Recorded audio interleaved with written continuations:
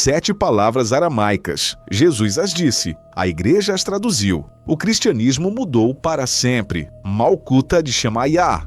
Reino dos céus não é sobre céu. Kitahá, pecado, não é sobre moralidade. Abba, pai, muito mais íntimo do que você imagina. Hoje você vai ouvir essas 7 palavras no aramaico original, entender o choque de significado que se perde na tradução e descobrir como o cristianismo moderno foi construído sobre interpretações que distorceram o que Jesus realmente ensinou. Mas antes de revelarmos essas 7 palavras que mudaram tudo, você precisa entender por que o aramaico importa tanto.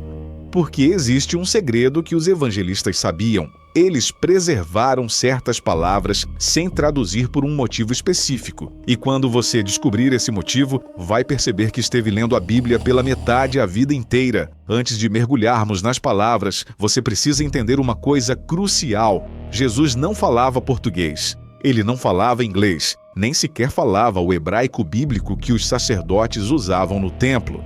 Jesus de Nazaré era um judeu galileu do século I, e sua língua materna era o aramaico, especificamente o dialeto galileu do aramaico imperial.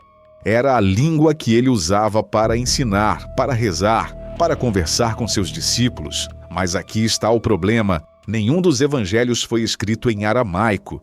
Todos foram escritos em grego koiné, décadas após a morte de Jesus, por pessoas que estavam traduzindo memórias orais de uma língua para outra. E toda tradução é uma traição. Não porque os tradutores eram desonestos, mas porque linguagem não é matemática. Palavras carregam nuances culturais, contextos históricos, camadas de significado que simplesmente não existem na língua de chegada. Quando você traduz saudade do português para o inglês, algo se perde. Quando você traduz conceitos teológicos judaicos do aramaico para o grego filosófico, muito mais se perde. Mas existem momentos nos evangelhos em que algo extraordinário acontece. Os autores dos evangelhos, mesmo escrevendo em grego, preservaram certas palavras de Jesus no aramaico original. Eles transliteraram, escreveram o som da palavra aramaica usando letras gregas. Por quê? Porque essas palavras eram importantes demais, ou porque não havia tradução adequada, ou porque o som da palavra em si carregava poder. São essas palavras, as que os evangelistas consideraram sagradas demais para traduzir, que vamos explorar hoje. E quando você as ouve no contexto original, quando entende o que significavam para um judeu galileu do século I, o cristianismo que você conhece nunca mais será o mesmo. São 7 palavras. Vamos decodificar cada uma. Então, esse é o motivo. Os evangelistas sabiam que algumas palavras de Jesus eram tão carregadas de significado, tão únicas, tão poderosas, que traduzi-las seria destruí-las. Eles as preservaram como cápsulas do tempo linguísticas, esperando que alguém no futuro as decodificasse. Esse alguém é você, agora. Mas antes de revelar a primeira palavra, você precisa saber como decodificar essas palavras da maneira certa. Porque existe um método específico que estudiosos bíblicos usam. 3 camadas de análise que revelam o que realmente estava acontecendo. E quando você aprende esse método, você nunca mais vai ler a Bíblia da mesma forma. Deixa eu te mostrar. Para entender o que Jesus realmente quis dizer, vamos usar 3 ferramentas que os estudiosos bíblicos sérios empregam. Primeiro, contexto linguístico. O que a palavra significava no aramaico do século I. Não o que significa no aramaico moderno. Não o que o grego traduziu, mas o que significava a boca de Jesus. Segundo, contexto cultural. Como um judeu galileu usaria essa palavra? Quais associações culturais e religiosas ela carregava? Terceiro, contexto textual. Em que situação Jesus usou essa palavra? O contexto da frase muda tudo. Vamos aplicar essas 3 camadas a cada uma das 7 palavras. Antes das 7 principais, um exemplo que você já conhece. Amém. Você diz isso na igreja? Todo mundo diz, mas você sabe o que significa? No aramaico vem da raiz amã, que significa ser firme, ser confiável, estabelecer.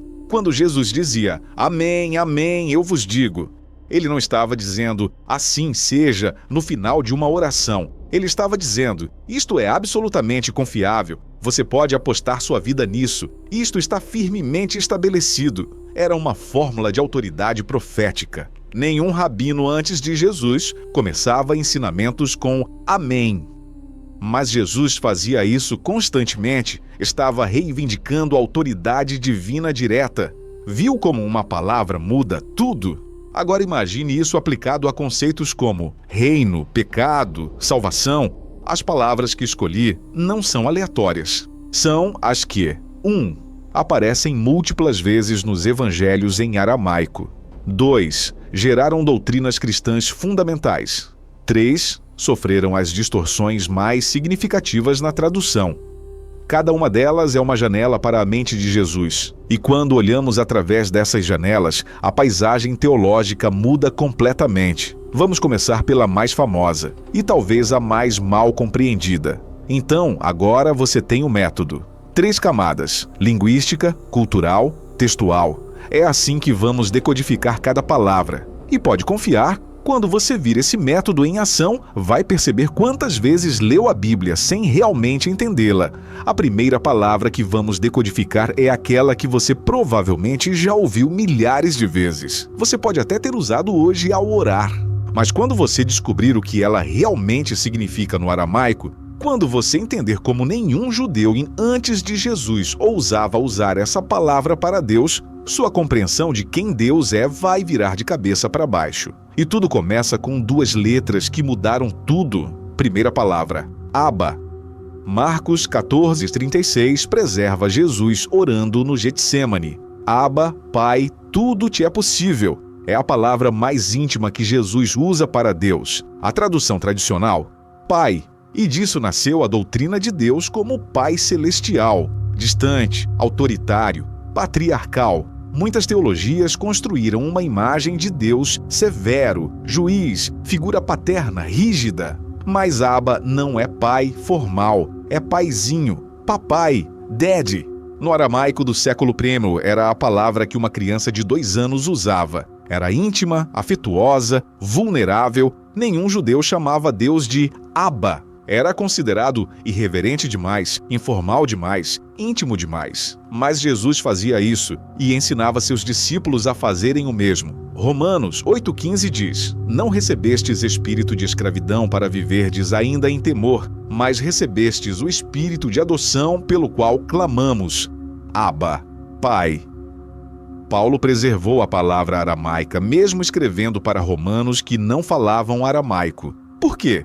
Porque pater em latim ou pater em grego não capturavam a ternura radical de Abba. O que muda? Jesus não estava ensinando religião sobre um Deus distante que você deve temer. Ele estava ensinando relacionamento íntimo com um papai que você pode abraçar. Isso não é cristianismo, isso é revolução. Então é isso que Abba significa. Não a formalidade distante de pai, mas a vulnerabilidade íntima de paizinho. Jesus quebrou todos os protocolos religiosos do seu tempo ao chamar Deus assim.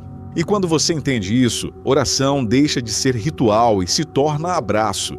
Mas se Abba revela um Deus íntimo, a próxima palavra vai explodir completamente o que você pensa sobre o céu.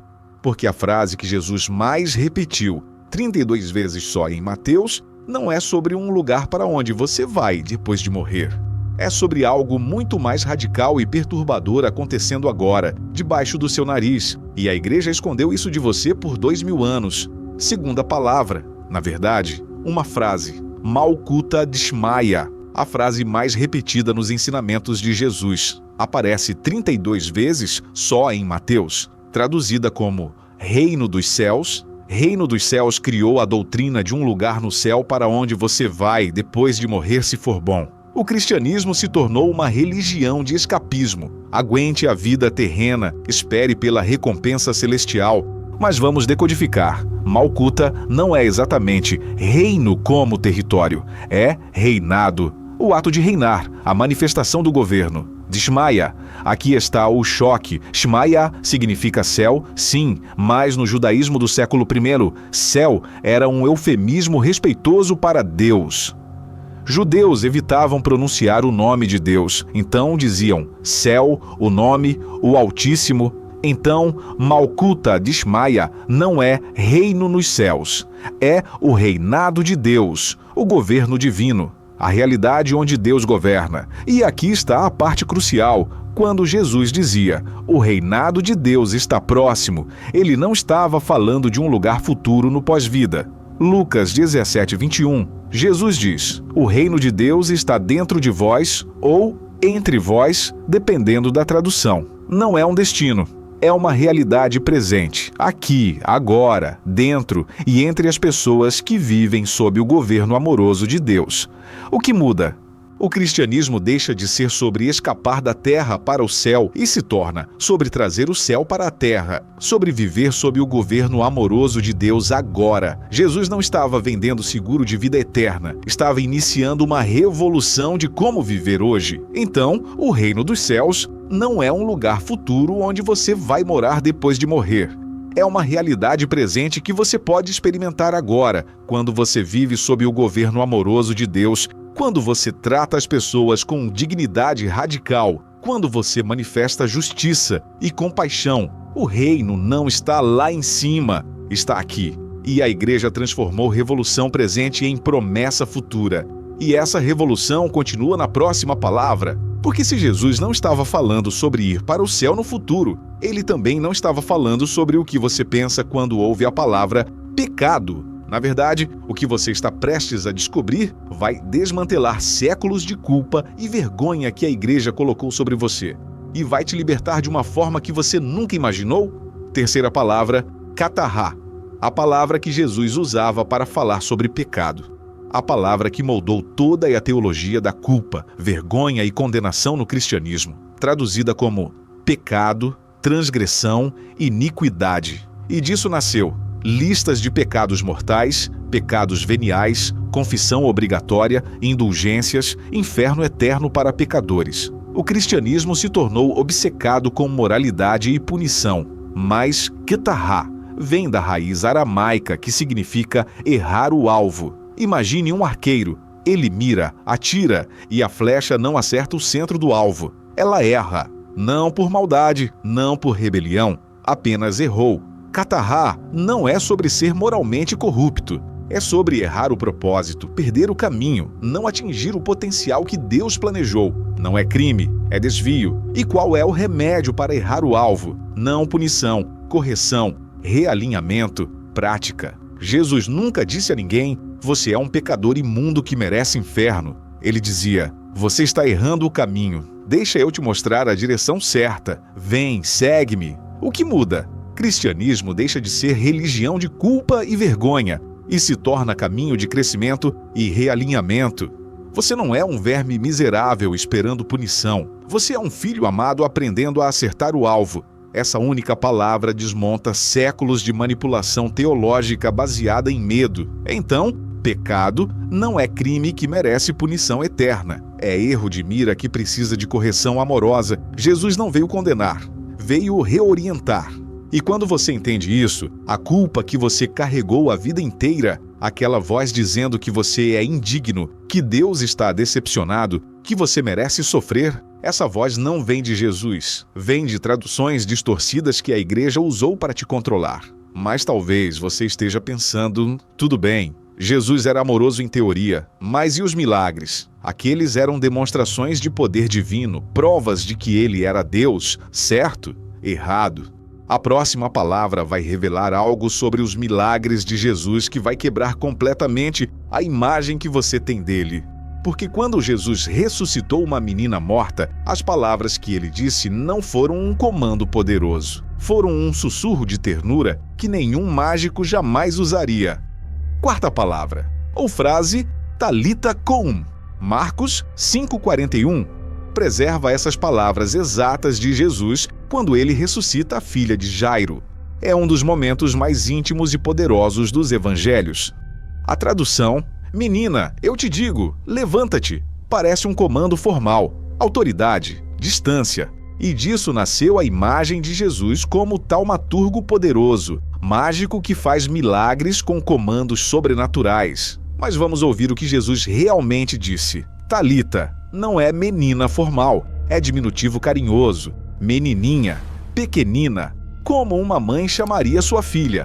Cum, levanta-te sim, mas o tom é suave. A frase completa no contexto aramaico soa como pequeninha, levanta meu amor. Não é um comando imperial, é um sussurro afetuoso. Jesus não estava fazendo exibição de poder. Ele estava acordando uma criança com a ternura de quem a ama, como um pai acordaria a filha para a escola. Marcos preservou as palavras aramaicas porque a ternura se perderia em grego. O que muda? Os milagres de Jesus não eram shows de poder para impressionar.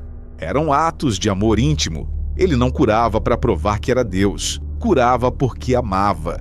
O cristianismo entendeu Jesus como mágico poderoso. Jesus era um pai amoroso. Então, os milagres de Jesus não eram performances. Eram expressões de amor paternal. Talita cum, pequenina, levanta, revela que mesmo ressuscitando os mortos, Jesus mantinha a ternura de quem está acordando uma criança amada. Ele não era mágico fazendo truques. Era Abba, paizinho, cuidando dos filhos. Mas se Jesus era tão amoroso, tão íntimo, tão terno, por que ele gritou, Deus meu, por que me abandonaste na cruz? Essa é a pergunta que atormentou teólogos por 2000 anos. Essa frase criou a doutrina de que Deus abandonou Jesus, que a Trindade se rompeu, que Jesus experimentou a separação divina. Mas a resposta está escondida em algo que todo judeu do século I sabia e que nós perdemos completamente. E quando você descobrir o que realmente estava acontecendo naquele momento, a cruz deixa de ser sobre abandono e se torna sobre algo infinitamente mais poderoso. Quinta palavra. Na verdade, a frase mais famosa que Jesus disse na cruz, Eloi, Eloi, lema sabachthani. Marcos 15:34 e Mateus 27:46 preservam exatamente essas palavras. O grito de Jesus momentos antes de morrer. Tradução tradicional: Deus meu, por que me abandonaste? E disso nasceu a doutrina da separação. Deus Pai abandonou Deus Filho. Jesus experimentou o abandono divino. A Trindade se rompeu momentaneamente. Teologias inteiras sobre Deus não pode olhar para o pecado foram construídas sobre essa frase. Mas aqui está o que poucos percebem. Jesus não estava improvisando. Ele estava citando o Salmo 22. Eloi, Eloi, lema sabachthani. São as primeiras palavras do Salmo 22:1.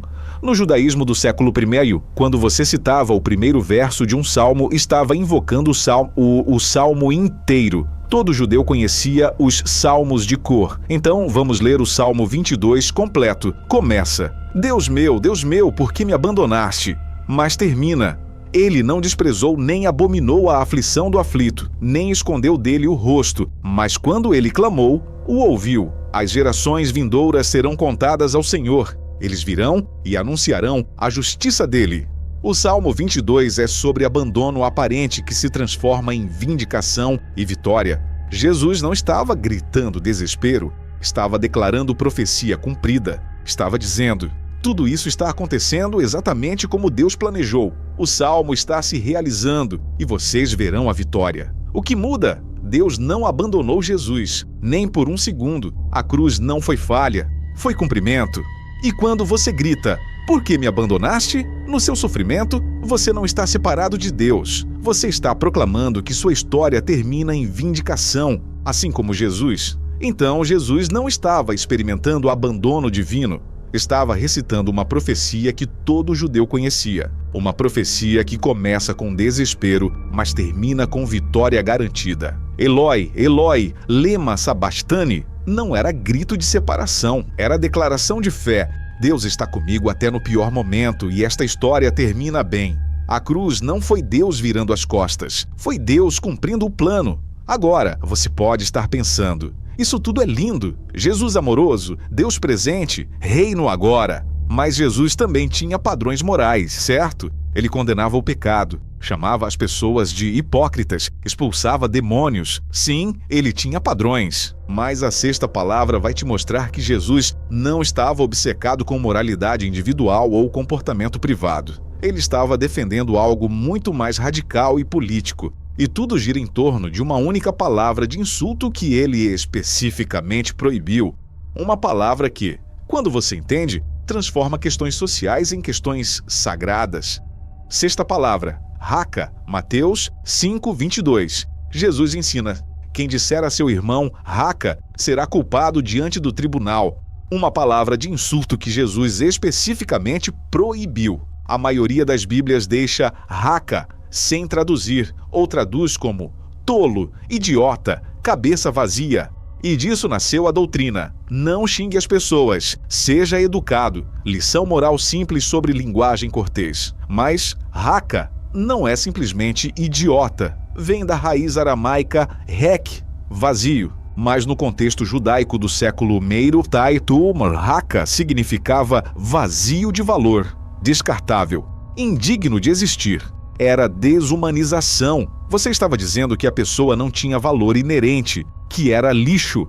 No contexto do Sermão da Montanha, Jesus está dizendo: você pensa que assassinato é matar fisicamente? Não. Quando você desumaniza alguém com suas palavras, quando nega o valor divino da imagem de Deus naquela pessoa, você já cometeu o assassinato do espírito. Jesus não estava dando aula de etiqueta, estava redefinindo o que significa violência. Palavras que negam humanidade são tão graves quanto violência física. O que muda? Jesus não estava policiando linguagem, estava defendendo dignidade humana radical. Cada pessoa carrega a imagem de Deus. Desumanizar com palavras é sacrilégio. Isso torna racismo, sexismo, qualquer tipo de ismo não apenas errado, mas blasfêmia. Então, quando Jesus proibiu raca, ele não estava sendo politicamente correto. Estava estabelecendo um princípio teológico. Toda pessoa carrega a imagem de Deus, e negar isso com palavras é tão grave quanto assassinato. Racismo não é só erro moral, é blasfêmia. Você está desumanizando alguém que Deus criou à sua imagem. Sexismo não é só injustiça, é sacrilégio. Jesus transformou questões sociais em questões sagradas. E agora chegamos à sétima e última palavra. Esta é especial porque é a oração mais antiga da igreja cristã. Paulo a escreveu em aramaico, mesmo escrevendo para gregos e romanos que não falavam aramaico. Por quê? Porque essa palavra carrega algo que nenhuma tradução consegue capturar. E quando você descobre o que ela realmente significa, você vai entender que o cristianismo nunca deveria ter sido sobre esperar Jesus voltar num futuro distante. É sobre invocar sua presença agora, neste exato momento. E isso muda tudo. Sétima e última palavra, Maranata.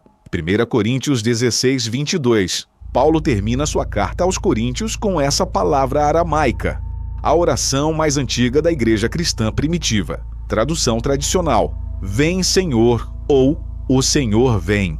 E disso nasceu a doutrina da segunda vinda. Jesus vai retornar no futuro, então esperamos passivamente. O cristianismo se tornou religião de espera. Mas Maranata pode ser dividida de duas formas. Maranata, Nosso Senhor vem. Futuro, profecia. Maranatá, Nosso Senhor vem. Presente, invocação. A pontuação não existia no aramaico original. Ambos os sentidos estavam presentes. A igreja primitiva não estava apenas esperando Jesus voltar no futuro, estava invocando a presença de Jesus no presente. Senhor, vem!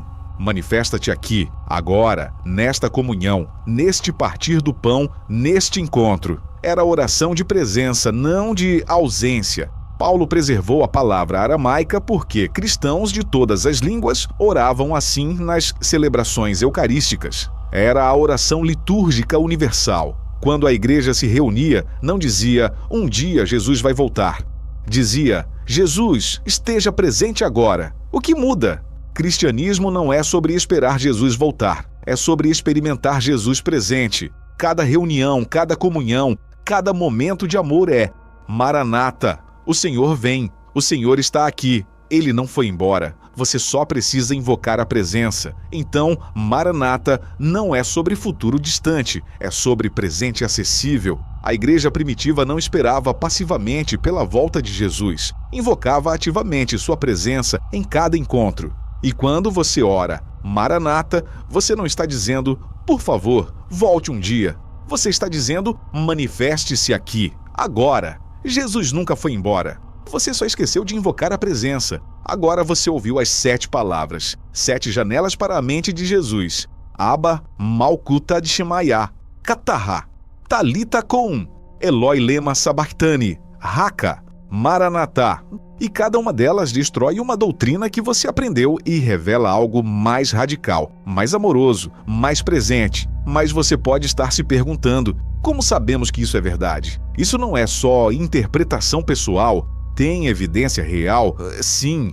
E as evidências históricas e arqueológicas vão te chocar. Agora você pode estar pensando, isso é só sua interpretação. Como sabemos que é verdade? Justo. Vamos à validação histórica. Primeiro, a Peshitta, a tradução aramaica da Bíblia que comunidades cristãs siríacas usam até hoje, preserva essas nuances que se perderam em grego e latim. Segundo, os manuscritos do Mar Morto, descobertos em 1947, confirmam como judeus do século I usavam essas palavras em contexto religioso. Terceiro, estudiosos como Joaquim Jeremias, George Lamsa, Geza Vermes dedicaram décadas estudando o aramaico de Jesus e confirmaram. Traduções gregas perderam camadas cruciais de significado, e não é só sobre palavras isoladas. Quando você analisa como Jesus ensinava, parábolas, enigmas, inversões, tudo faz mais sentido no contexto aramaico. Aramaico é uma língua de poesia, trocadilhos, duplos sentidos. Jesus era mestre nisso. Por exemplo, em Mateus 19:24, é mais fácil um camelo passar pelo fundo de uma agulha. No aramaico, gamla significa camelo, mas também significa corda grossa. Jesus provavelmente disse, é mais fácil uma corda passar pelo fundo de uma agulha. Uma imagem absurda, mas compreensível. Tradutores gregos ouviram camelo e o absurdo ficou literal. Esse padrão se repete dezenas de vezes, mas aqui está o ponto mais importante. Isso não é teoria da conspiração. Não estou dizendo que a igreja mentiu. Estou dizendo que tradução é imperfeita. E quando você traduz do aramaico para o grego, para o latim, para o inglês, para o português, camadas se perdem. Os primeiros cristãos sabiam disso. Por isso preservaram algumas palavras em aramaico. Eles sabiam. Essas palavras carregam algo que não sobrevive à tradução. Nossa missão hoje é recuperar o que foi perdido. Então, as evidências estão aí, manuscritos antigos, estudiosos sérios, padrões linguísticos, contextos culturais. Tudo confirma. O que você aprendeu sobre Jesus foi filtrado através de múltiplas traduções, cada uma perdendo nuances cruciais. Não é conspiração, é realidade linguística. E recuperar essas palavras originais é recuperar o Jesus original. E quando você recupera o Jesus original, quando você ouve suas palavras em aramaico, tudo muda. Sua compreensão de Deus muda. Sua compreensão do reino muda. Sua compreensão de pecado, de milagres, da cruz, de dignidade humana, de presença divina, tudo muda. Então a pergunta urgente é: o que isso significa para a sua vida agora? Como essas 7 palavras te libertam hoje? Deixa eu te mostrar. Então, o que isso tudo significa? Quando você ouve Jesus em aramaico, uma imagem completamente diferente emerge. Não um Deus distante, mas Abba, paizinho íntimo. Não um reino futuro no céu, mas Malkuta, o reinado presente de Deus. Não condenação por pecado, mas Ktará, correção amorosa quando você erra o alvo. Não comandos de poder, mas Talita Koum, sussurros ternos. Não abandono na cruz, mas Salmo 22, profecia cumprida. Não xingamentos banais, mas Raka, defesa da dignidade humana. Não espera passiva, mas Maranata, presença invocada agora. Jesus não estava fundando uma religião de regras, culpa e espera. Estava iniciando um movimento de amor radical, dignidade humana e presença divina aqui e agora. E o que isso significa para o cristianismo moderno? Significa que muito do que a igreja ensinou por séculos foi construído sobre traduções imperfeitas. Não estou dizendo que a fé cristã é falsa. Estou dizendo que talvez tenhamos seguido uma versão distorcida dela. E se voltarmos às palavras originais, podemos encontrar um Jesus mais radical, mais amoroso, mais presente do que a igreja institucional jamais nos apresentou. Um Jesus que não quer sua obediência cega, mas a sua transformação amorosa. Um Jesus que não oferece céu depois da morte, mas reino aqui e agora. Um Jesus que não condena pecadores, mas redireciona filhos amados. E para você, pessoalmente, talvez signifique que você pode parar de carregar culpa que Jesus nunca quis que você carregasse. Talvez signifique que você pode parar de esperar por um céu futuro e começar a viver o reino agora. Talvez signifique que Deus não é o juiz distante que você temia, mas o Abba que sussurra: Talita cum, levanta, meu amor.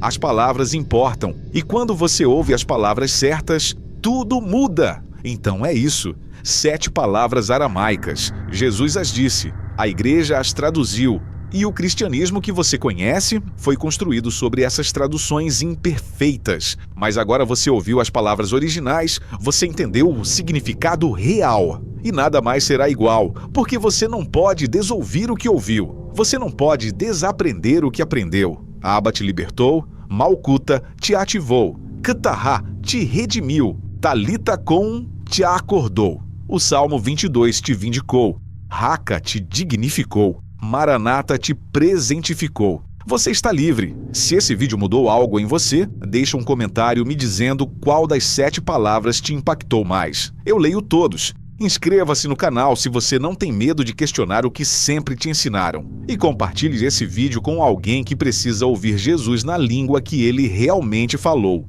Porque as palavras importam, e as palavras certas têm o poder de te libertar. Maranata, que a presença esteja com você, agora